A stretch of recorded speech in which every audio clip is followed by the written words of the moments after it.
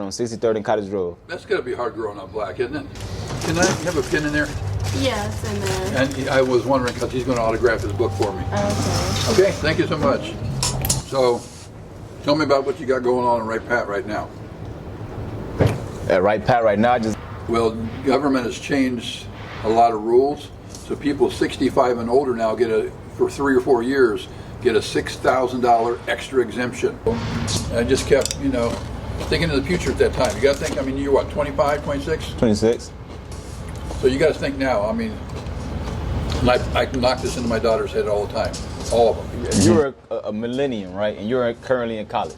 Yeah. And you had the worry that I got as far as finances. How would you juggle that? So quick question. So with you having the wealth that you do have and the life expectancy that you mentioned, if something was to happen within this time frame. So with that being said, I would like to say thank you, my friend, for all the advice and information you have shared with me and will be sharing with our listeners who may be watching this video. I'm tearing up, buddy. That sucks. Sorry, though. So go this way, you'll see them all. You'll see what it was when it's flooded. That's an alley. That's all. You said go this way? Yeah. Yeah. Alright. Is that pictures of the basement? You said it's Natalie? So wait, this is the basement that is now considered a man cave? Yeah, that's when it flooded. But keep going, you'll see when the finished product. Okay, I see it's coming along. I don't have a bathroom down there, but I could have lived down there if I did. Hello?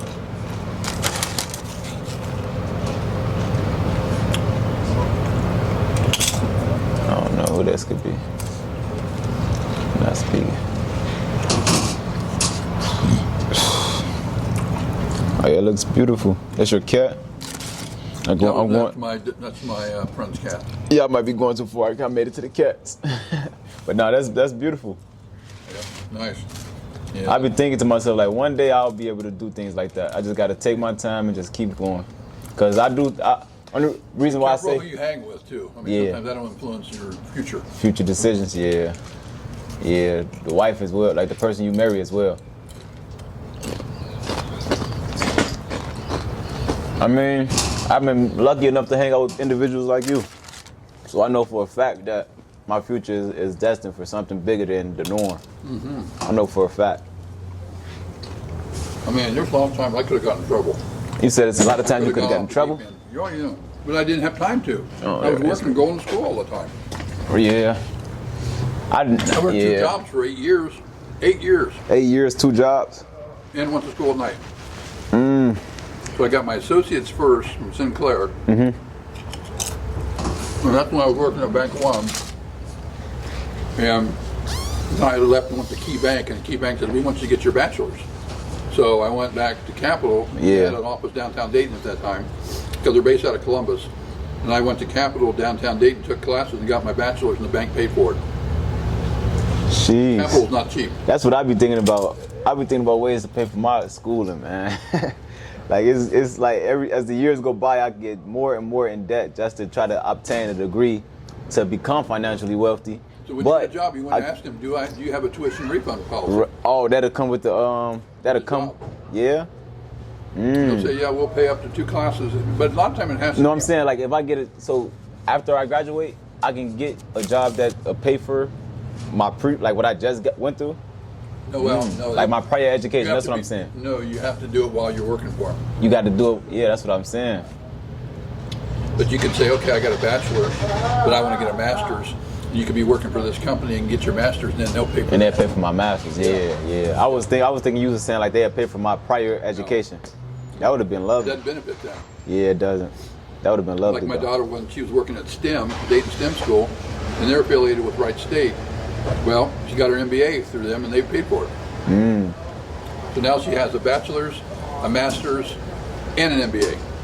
So, say for instance, if you were a millennium, right, and you're currently in college, yeah, and you had the worry that I got as far as finances, how would you juggle that? As far as just get your school done, get my school done, get your resume updated. Because you got a lot of promise. You're a very intelligent guy. Yeah. So then you want to, before you graduate, you want to start sending out little leads. Hi, my name is Ronzel Lee. I'm just finishing up my senior year of Central State University. My bachelor's or my Wilberforce. I'm sorry, Wilberforce. And my major is this. I'm interested in employment with your company. Attaches my resume. So basically, just reach out for opportunities. Do it before you graduate. Right. I got the job at sewing before I even retired from Right-Pac. Right. So you don't think there's no avenues that a college student could take, like far as like money market, like the money market account gonna help me in the long run for sure. Like I feel like with that, I'll be well off to at least have a head start on paying off that, So what you do on the money market, if you have $500, buy a CD. Buy a CD. Instead of the money market? Have both. So let's say you have $1,000 in your money market. Buy a $500 CD. Keep $500 of it liquid if you need it, and then keep putting it away in the money market. Have the CD structured so it comes due on a certain date, certain month, whatever. Right. I'm doing it for a year. Like 12 months, yeah. At the end of that year, it'll come due, and the rate will be whatever the rate is on the day it comes due. But you build up your money market. Now it's bigger over the last year. Take some of that money out of that again and put it back on the CD. Keep making it get bigger and bigger, so you're getting interest. So transfer money so grow the money in a money market account and put it in the CD. Yeah.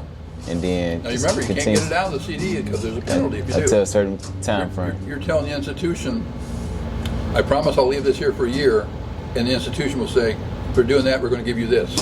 Right. And if you take it out, there's a penalty. They take it off of what you've earned. So yeah, you keep doing that. They call that laddering. Laddering. So you keep building. It's like a loop frog. You get bigger and bigger and bigger. I mean, I didn't have squat. I mean, when I was 28, my wife was working at Kmart, and I was working on my first job as a branch manager at Bank One. I was making $17,000 a year as a manager of a branch. Right. 17,000. They started at $17,880 now. Oh, that's what I was saying. 17,000. My wife worked at Kmart at $10,000. So I just kept, thinking of the future at that time. You got to think. I mean, you're what, 25, 26? 26. So you got to think now. I mean, and I can knock this into my daughter's head all the time. All of them. 401k, Roth IRAs. Maximize it, or at least get it started. Yeah. I mean, time's going by. What about I got a Roth IRA. That's good. Yeah, I got a Roth IRA. Yep. So you can deposit up to like $7,000 a year into that. And it's tax free. Yeah. Because you've already paid it. It's post tax. But you still can't get it out until you're 59 and a half, or you have a 10% penalty. Oh, I'm doing it on Robinhood. So on Robinhood, it's like only thing you get a penalty on. Unfortunately, I had to take out withdrawals over the time. Only thing I get a penalty on is the money that they match. So like, say for instance, they only match like $3. Like if I put $100 in there, they only match $3. So they just take that money back. When I withdraw some money, they'll take that back. That's all. That sounds like Kettering. Yeah. Kettering, every dollar you put in, they put in a quarter. That's terrible. Terrible, yeah. It's terrible. That's why I'm not in it. But then again, with the Robinhood though, you can like invest that money into like stocks. Like you can invest the Roth IRA money that you got into stocks, and then it'll either grow or decline. Yeah. So I told you about Rule 72s, didn't I? We spoke about it. I got it in my notes for sure. Rule 72. Oh my God. This is from Chris. Patients keep coming to 4 South. Almost full, if not yet. Why do they keep putting everybody on 4 South? I don't know. Put somebody on 5. Is it because 4 South has certain kind of care? Because every room has that put on a gown stuff. Every room. Right. I don't know. 4 South do be the busiest floor. It is. That's why we get ticked off. Rule. You know what happened with that? What? My other phone, I got it in my other phone, my old phone. I got this new phone, so I don't got it in my notes anymore. The Rule 72. So Rule 72 is a formula that tells you how your money doubles. So it's an easy division question. So you have the 72 in the box, right? Right. Division. And the yield is what you want to put outside that box.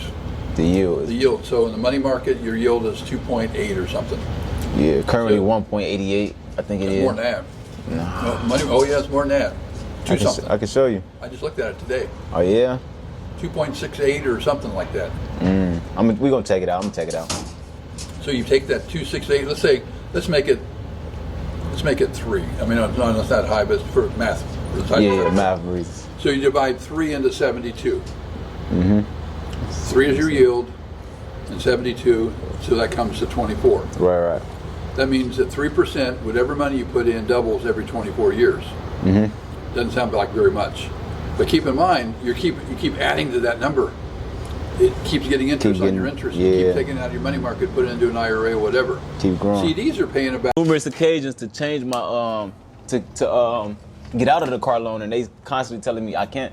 They telling me I got to put down at least $10,000 to get out that car loan.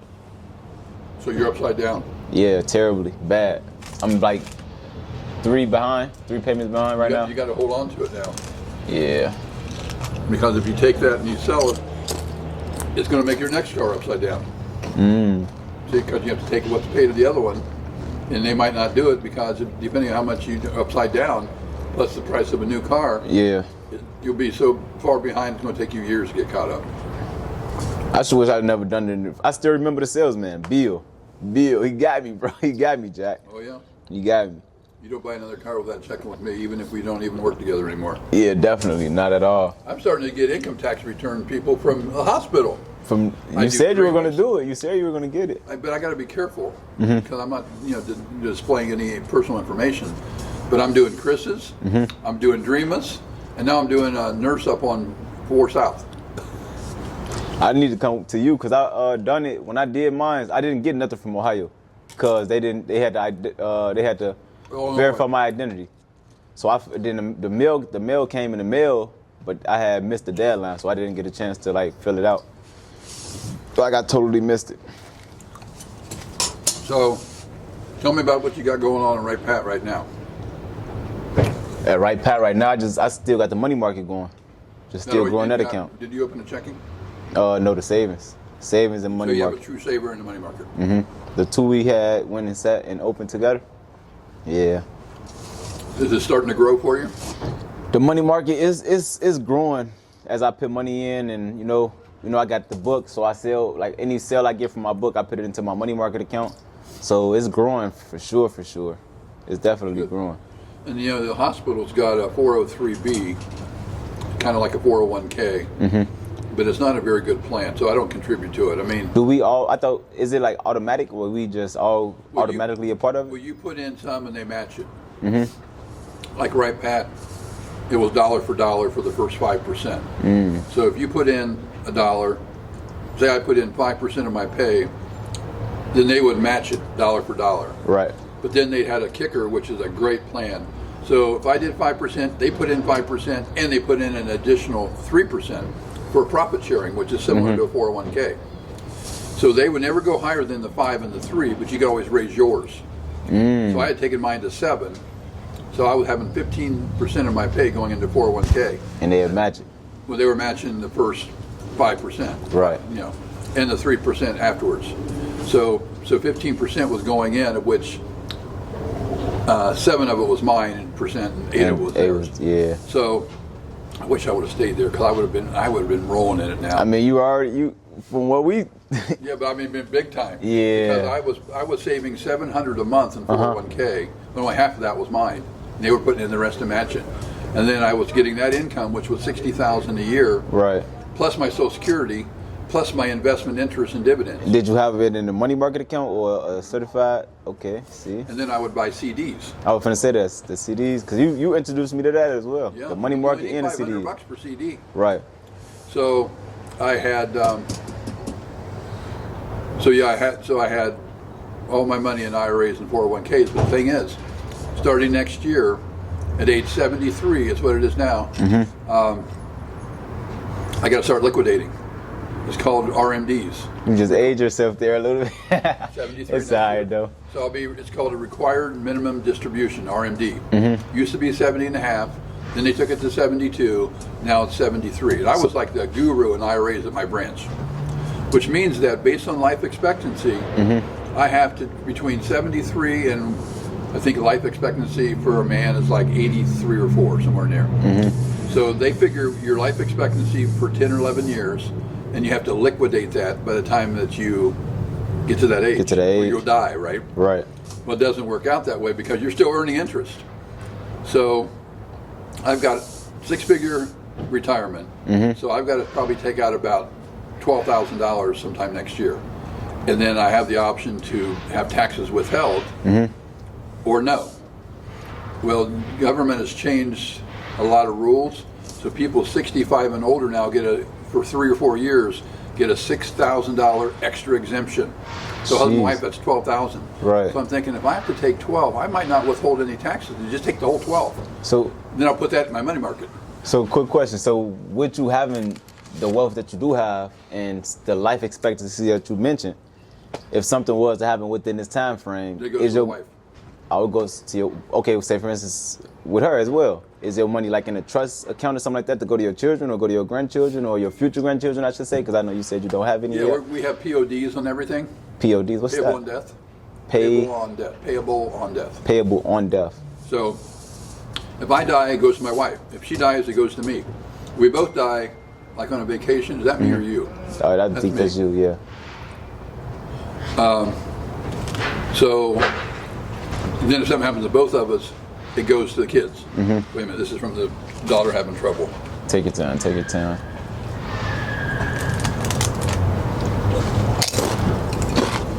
I sent Chris a message. I said, did you go to the picnic? I'm sorry, No. I'm right in the middle of this. I'll keep it short. No, you're okay, you're okay. But Didn't get to eat until after, so that means eat and run, not fair to us ambassadors. I sent a happy birthday to my wife's cousin, and my daughter says, I knew it. I knew it. What happened, if you don't mind me asking? I said, he's going to reach out to you. You said it. No, she's not. Because he's been like, I'm done. Right. I'm done. I said, you do not contact him in any way. No texting, no phone calls, no roundabout through a friend, whatever. You let him make the decision. Don't chase him anymore. Let him go. He's going to find out he had it made.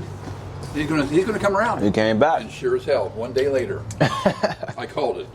You just celebrated. You say, yes. It says, Tyler You got to be a good kid. I mean, a good guy.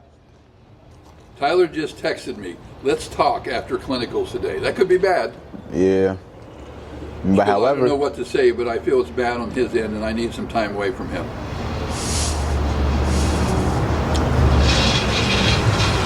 however it goes, though, you were right that he was going to reach out. But it could be the fact that he's done. He's done. Yeah. Doesn't mean it's good. Yeah, it could be. Well, I want to say this before we continue, Jack. It's authentic because I said it. I wrote it before I got here, but I want to say it though. I say, so like anybody that knows me personally, know like there's no room for like no role model in my life, you know, and everything that comes to me is like from me, and I'm gonna just read exactly what I wrote. Go ahead, okay? yeah, you can go ahead. I said, I'm not gonna cry, am I? I don't think so. I said, Jack, anyone who knows me knows a role model has no room in my life. Everything that comes from me and about me is authentic and original. And that is done with purpose because I would hate to leave room in my life for someone to say that they've done more for me than I've done for myself. However, you've earned the title mentor in my life. Since we became friends, I've received guidance from you. I received advice from you. I basically got a blueprint from you on how to maintain my finances and my growth. Love you, man. For real talk, Jack. So with that being said, I would like to say thank you, my friend, for all the advice and information you have shared with me and will be sharing with our listeners who may be watching this video. I'm tearing up, buddy. I'm emotional. Like seriously, Jack, I got to be honest with you. Like, thank you. Like I never looked at no one as a role model or a mentor at that, you know. You and can have this old white boy be your mentor. You came, and you done it, boss. You done it. Like ever since we've been friends, you've just been and it can pouring be more into than me. just financial. Yeah. It can be. I mean, you could be my grandson. Definitely, you're right. So anything I can help you with in life, and it doesn't have to be banking. It could be, it could be anything legal. Because I have a lot of friends in certain places, and in all my 50-some years of banking, I've talked to a lot of professional people. I've knew judges and lawyers and city and mayors and all that stuff, and in the past. Yeah. I was on all kinds of boards. At one time in Xenia, I had such a great team at my branch in Xenia at KeyBank that I got very involved with the community. I was the secretary-treasurer of the Chamber of Commerce. I was the treasurer of the Xenia Educational Endowment Fund for the schools. I was the president of the Green Metropolitan Housing Authority, for low-income people. Yeah. I did Ohio Reads, which I would go to elementary school and read to kids. I was in charge of the Xenia Old Fashioned Day Parade. You got a long report. You got a long portfolio. And even before that, when I was in other banks and other locations, I was in like Lions Club in Springboro. I was in the Kiwanis Club in Northridge. I was on the Chamber of Commerce board in Oakwood. Yeah. And so I've got to know a lot of people, movers and shakers. The other day, I'm going down, delivering a tray down to ED, and I see this name, Philip Parker. It wasn't ED, it was UCU. So I go down to UCU and I said, Philip Parker. I said, is that the Philip Parker that I think it is? And the nurse, because I just dropped the trays off there. Yeah. And I said, this is the Philip Parker who was big time in Dayton, Ohio. He was the Chamber of Commerce president for Dayton, which is huge, right? That's probably bigger than the mayor. So man. And it was him. It was? So, but they didn't have his name incognito, it supposed to have been. It had his name. Yeah. It didn't have like 353 or whatever. Right, or John Doe or anything. So it was a guest. It was his wife with him, I guess. And she goes, "Are you going to charge him?" I said, "No. No, right. I'm not charging him. He's on our board. He's on the Kettering board. He's on the Kettering board? Hospital board." Jeez. I said, "I'm not charging him. I'm not charging her." Right. So I went back and told Margie. I said, "Here's what happened." And I didn't charge him. She goes, "I'll fix it." She said, "He's on our board." Right. So, jeez. Yeah. That's tough. Yeah, so I appreciate the kind words. You got my text. Anytime you have trouble about anything you want to talk, it doesn't have to be this. We might not even be at Kettering hospitals anymore. Not too long, You can always call me. I mean that. I appreciate that. I appreciate that. Girl troubles, whatever. I should have called you about a week ago then, because I definitely the same thing that your daughter is dealing with, I dealt with. And I had that final conversation with her, and I'm like, yeah. I get it. Yeah. I knew I could be wrong. I'm gonna look at both sides of the spectrum. It could be I want a divorce. I've thought it over. I want a divorce. Right. It could be. We're ready. Yeah. Thank you very much. So I don't know what to think about this. She says I don't know what to say, but I feel it's bad on his end. Have you always been good with giving relationship advice to your daughters? Oh yeah, girls have always been in my life. They always had girlfriends over. I coached volleyball. I coached always girls. I played volleyball. Yeah, I coached volleyball. I coached fast pitch softball, soccer. Sometimes 2 teams at a time. Because I had the 2 daughters. Soccer teams? Yeah, 2 different age groups. Okay. I coached Natalie in basketball one year, but she didn't like it. I coached Natalie in track, and she lettered 4 years in cross country and track in high school. Jeez. And went on to college to run. I think it's with you being there to support her, though, that probably pushed her to go that far. What I did in my life, I think I've done a lot. My father didn't go to college. He skipped a grade in high school because he had an IQ of over 140. Jeez. Through Mensa. And he kicked himself the rest of his life because he didn't go to college. But he could have been a brain surgeon, how smart he was. Yeah. So I looked at my mom didn't have any college, and I looked at them and I said, they both drank, they both smoked too much, and I said, I'm going the opposite direction. I've never smoked. So your dad was also a drinker and a smoker, even though he had that? Jeez. So he let it He would drink a bottle of Barefoot wine, the gallon size at one sitting. Jeez. And he lived in Arizona. So, I'll have a beer or a glass of wine every once in a while, but not too extreme. And I never have touched anything tobacco-wise. Yeah. I've never chewed, smoked, a cigar, cigarette, pipe, none of that stuff. I didn't even have any marijuana. I've never even tried that. I stay away from it. I wish I didn't. I got pulled in by peer pressure. So then I thought, okay, my father was there financially because he had custody of the 3 kids. Is that I should be talking about? If you're okay with it, I'm okay. No, I'm okay with it. I don't do it no more, though. I don't do it no more. I know. I'm not. I'm just saying, as far as I'm talking personal stuff. Oh yeah. It's okay if it's okay with you. It's okay with me. He worked 3 jobs to support because he had custody of 3 kids. Because I was the oldest of 8. They got divorced, but he was never there for us with school. That's why I did so bad. I went from First grade, I was in Catholic school. Second, third, and fourth, I was in public school. Fifth and sixth, I was in Catholic school. And then 7th through 12, I was in public school. So see, I was back and forth. Back and forth. I did terrible in school. So he was never there for us. So you had to go to public school, or you wanted to go to public school? Or I wasn't doing too good in Catholic, and it was costing so me you money had to too, go. So he had to pay tuition. So I'm doing bad and paying tuition for what? And I was the only one of my brothers and sisters didn't go Catholic school. Right. So then, if I played football or something like that, he was always in bed. He was too tired. He worked 3 jobs. So that's why I said to my kids, I got not only to go to their games, but I took an active part. Yeah. I want to be a coach. And then I still got girls now that are Sarah's age. Sarah's going to be 40 next year. They still call me coach. I got a deep question before I give you the gift. Okay. What's one thing you've been through that people wouldn't understand nor believe unless they lived it?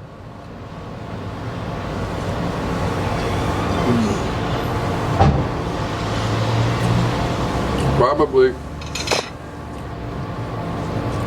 going through my parents' divorce when I was little. I mean, it was brutal. It was physical. Physical? And we ran wild back then, my brother and I, because we had a little old lady that took care of us. And she was like, well, she was in her 60s, but that's younger than me now. But she didn't even keep track of us. We were hopping trains. We were throwing rocks at new cars that are on train cars. Yeah. We would be 15, 20 miles away from home on our bikes. Very easily could have been kidnapped or killed or whatever. So the childhood wasn't the best. Didn't see my mom sometimes for 2 to 3 years because she remarried, moved to North Carolina, had another kid. So I didn't do well in school. I was very introverted. I mean, if I saw a girl walking down the street, I'd cross the street so I wouldn't have to walk by her. What, Jack? What brought me out of that show was when I started working at the bank. I was 17, 2 weeks out of high school, and I just opened up.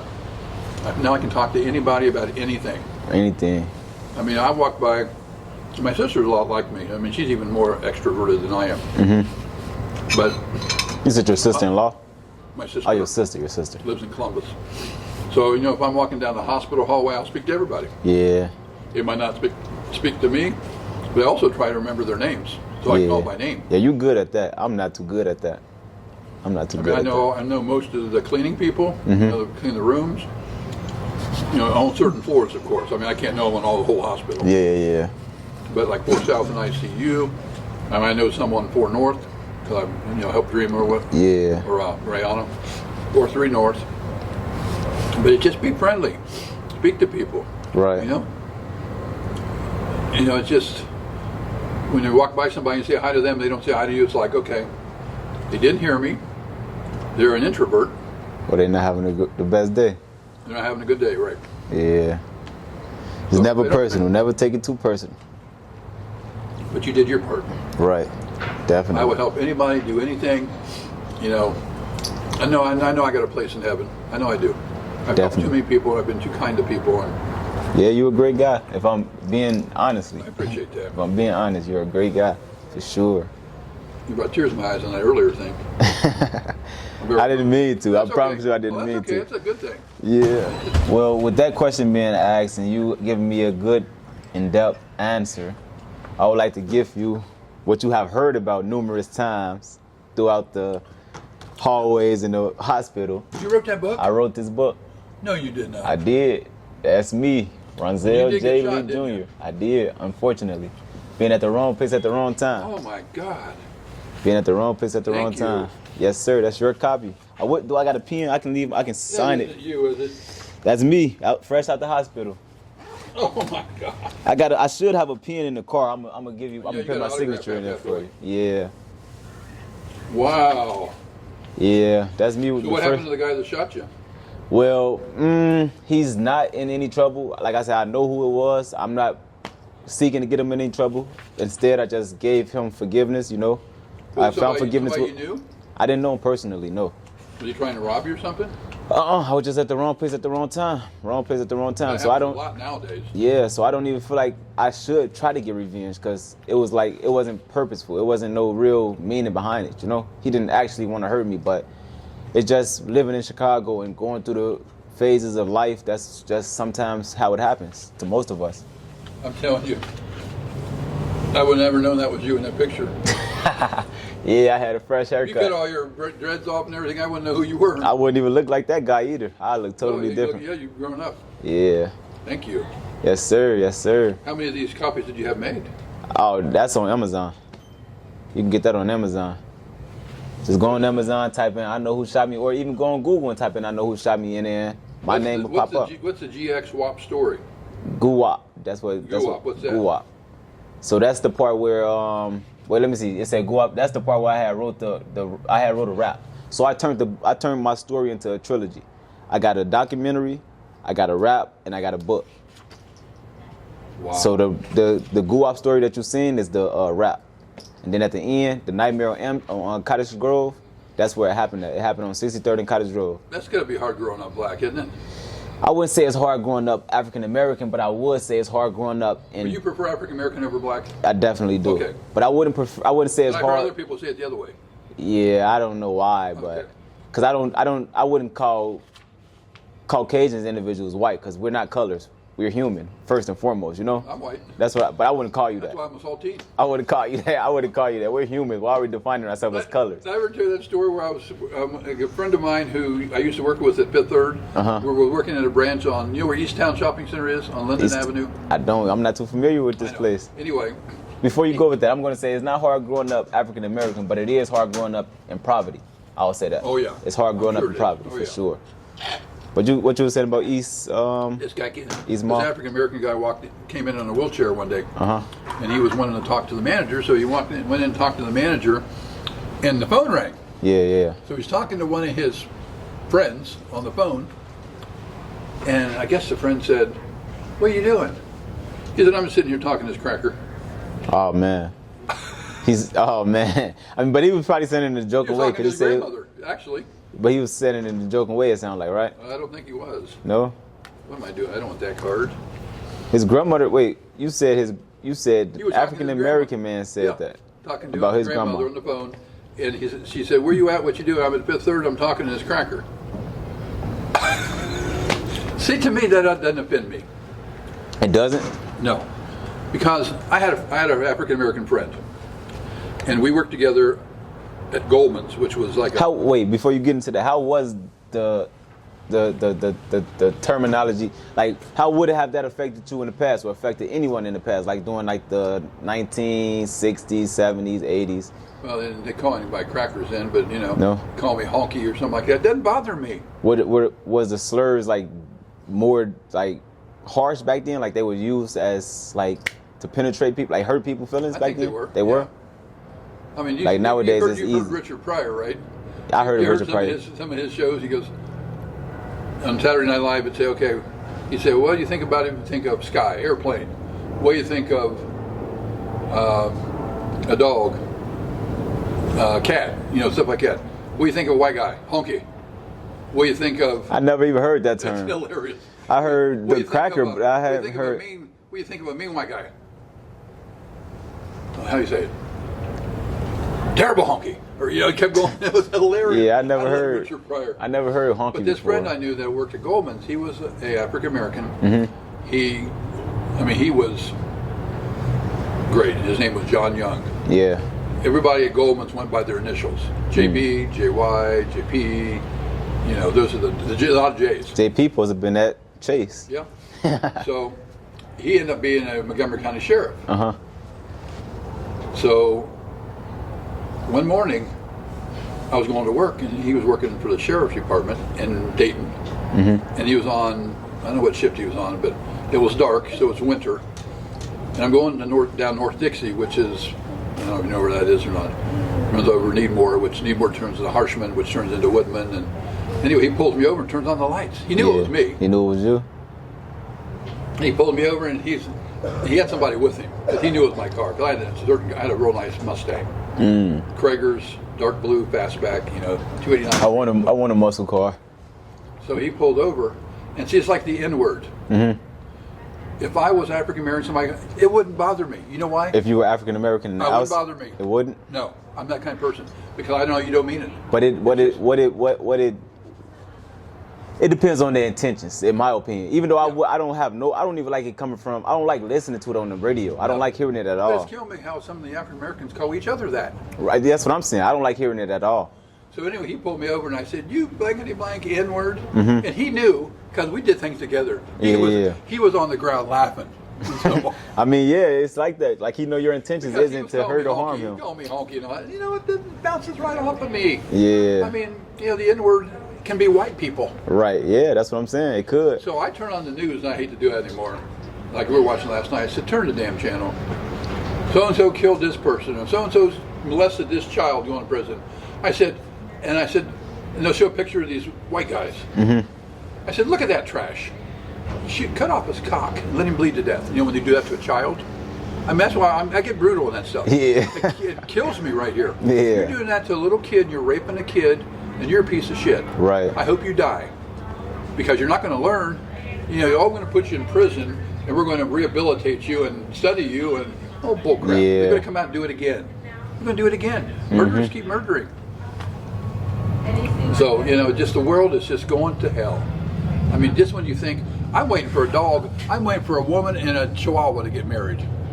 That's the only thing that's missing. I would say, why would you wait on that? Women are marrying women. Yeah.